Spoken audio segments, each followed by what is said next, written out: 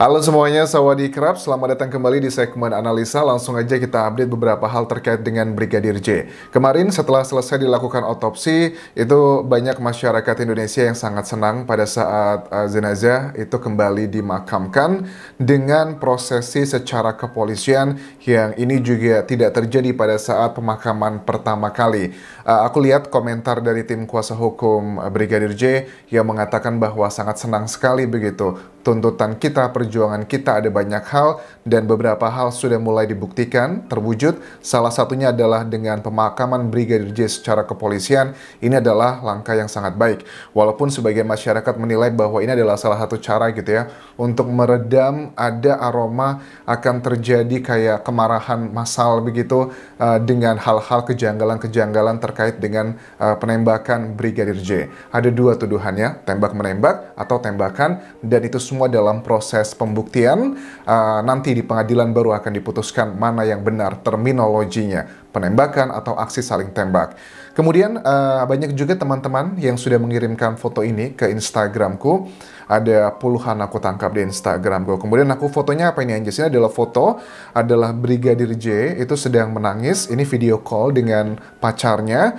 Dan aku cek gitu ya, ini sebenarnya foto siapa gitu kan. Ternyata memang ini adalah benar, adalah foto yang diupload dari tim kuasa hukum Brigadir J, Kamarudin Hendra Simanjuntak. Kalau aku lihat dari gambarnya, ini memang Brigadir J sedang menangis. Kemudian dengan pacarnya juga wajah tidak bahagia. Keterangan di captionnya adalah begini: dukung hasil otopsi dan visum et repertum almarhum Brigadir Polisi Nopriansah Yosua Huta Barat segera diumumkan. Terus apalagi nih? Sekarang juga secara terbuka, objektif dan transparan sesuai amanat Presiden RI demi kepastian hukum, keadilan dan kemanfaatannya. Jadi kalau aku sih paham dengan Kamarudin Hendra Simanjuntak, tujuannya adalah baik teman-teman, segera diumumkan. Mungkin kan kalau kita lihat ya data-data dari otopsi itu butuh waktu untuk dilakukan pemeriksaan secara laboratorium. Let's say sudah dilakukan otopsi adalah di hari Jumat pada saat waktu kematian yang kita duga seperti itu, yang berdasarkan keterangan dari kepolisian. Kalau dari kasus ini kan sudah lebih dari 2 minggu. Memang harusnya kita tuh pengen banget adalah mendapatkan keterangan yang otopsi pertama dulu. Kalau untuk otopsi kedua, aku wajar, paham, itu butuh waktu untuk proses laboratorium dan sebagainya. Kalau diumumkan sekarang untuk otopsi kedua ya belum bisa lah, karena ada data-data yang harus dikonfirmasi. Misalnya dari Dokter Ade kemarin pada saat memaparkan setelah selesai melakukan otopsi kedua, dikatakan memang ada beberapa dugaan yang dinilai adalah luka-lukanya, apakah ini luka karena tembakan atau karena luka sayatan, ataukah karena luka karena otopsi. Sudah ada indikasi-indikasi ke sana, tetapi karena kita berbicara mengenai secara ilmiah, itu harus dibuktikan dengan ya secara laboratorium juga. Makanya ini adalah salah satu bentuk kehati-hatian. Tapi kalau untuk otopsi pertama, harusnya sih sudah bisa disiapkan teman-teman ya, karena untuk otopsi pertama itu kan relatif lebih simple untuk mencari karena tubuhnya masih fresh, kemudian juga fakta-faktanya juga masih terlihat sangat jelas sekali dibandingkan dengan otopsi kedua.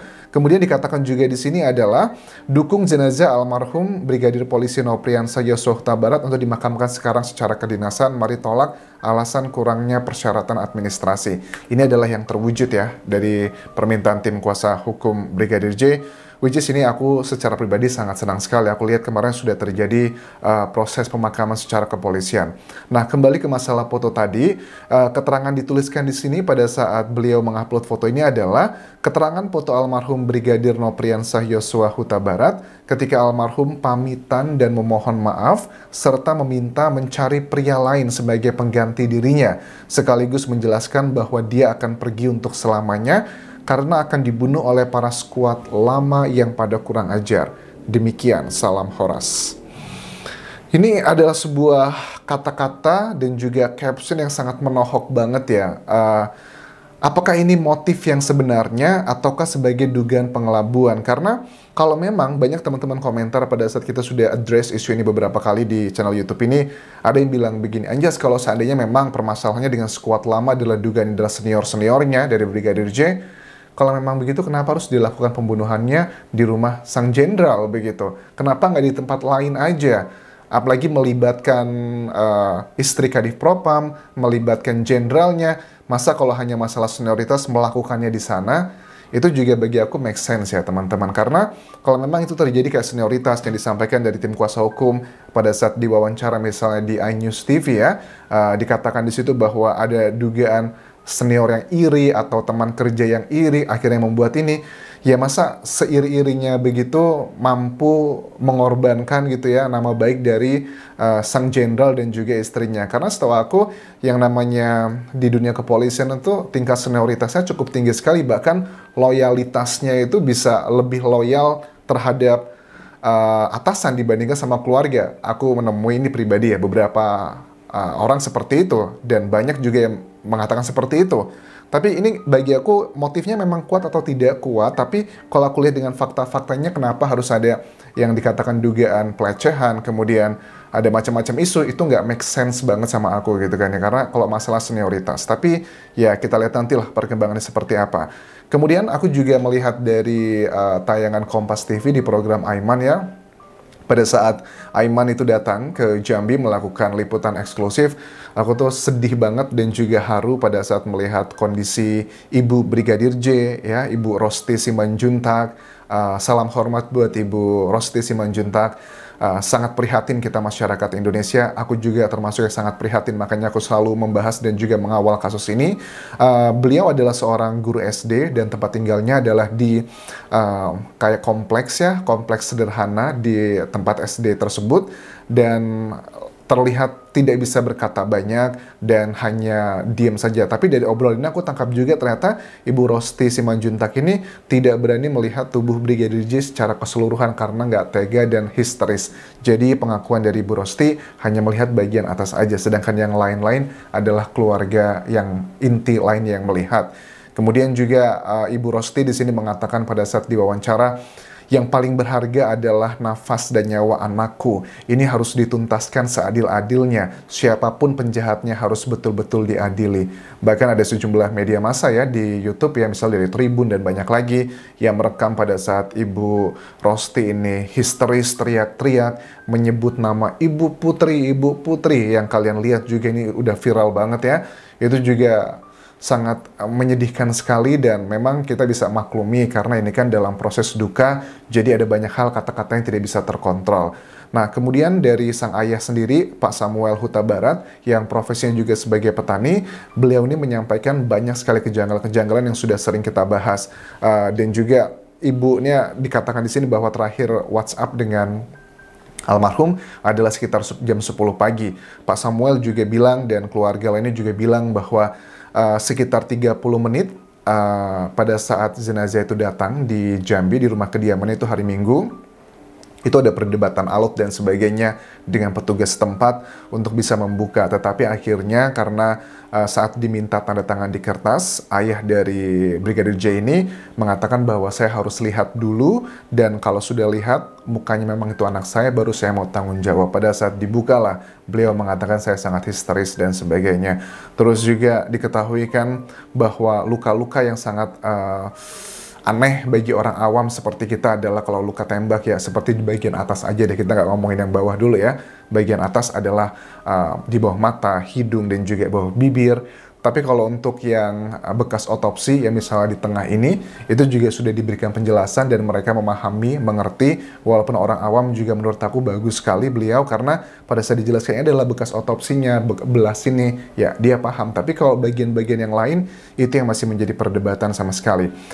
Juga dikatakan di sini salah satu keluarga bahwa kata petugas, formalinnya hanya bertahan 24 jam. Jadi kami panggil orang ya, petugas kesehatan gitu, untuk membantu memberikan formalin, dan di situ adalah momen di mana mereka bisa melihat luka-luka yang lebih detail dan menjadi salah satu barang bukti yang dibawa oleh tim kuasa hukum ke Barreskrim pada saat melaporkan kasus dugaan pembunuhan ini.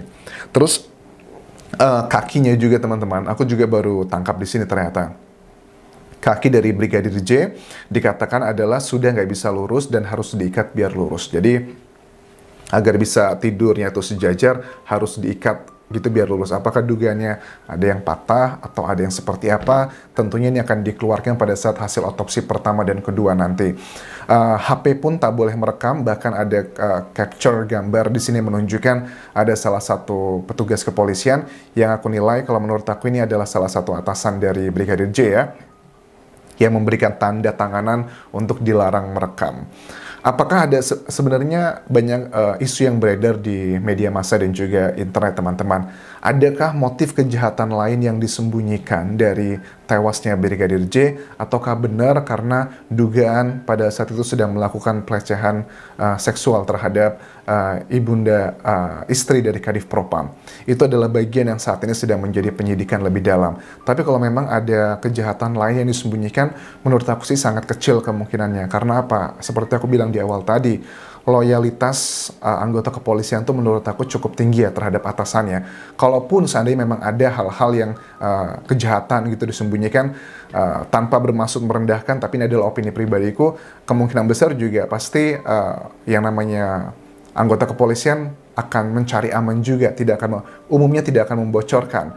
Tapi kalau dibilang ini adalah murni karena pelecehan juga, bagi aku juga sangat janggal, harus ada alat bukti yang kuat. Karena yang kita dapatkan selama ini hanya baru keterangan dari saksi aja. Alat bukti kan ada 5 ya, salah satunya adalah memang keterangan saksi. Tapi kan itu tidak cukup kuat ya, hanya berdasarkan dari situ. Tapi kalau ada CCTV yang menunjukkan di sana, itu baru benar sekali. Dan kita coba lihat nanti, sebenarnya aku pengen tahu ya, analisa mendalam dari tim penyidik, CCTV yang berada di lokasi kejadian di rumah kediaman Kadif Propam, apakah tipikal rusaknya itu rusak yang wajar atau rusak yang tidak wajar? Karena yang rusak itu nggak tahu apakah decodernya nggak bisa merekam, apakah CCTV-nya yang pecah atau seperti apa. Karena kerusakan itu kan sangat general, kita nggak tahu CCTV itu yang rusak bagian apanya, kenapa kok selama 2 minggu tidak aktif. Itu yang dikatakan dari kepala Kapolsek ya, Kapolres nonaktif pada saat memaparkan pemaparan di hari Senin lalu, teman-teman.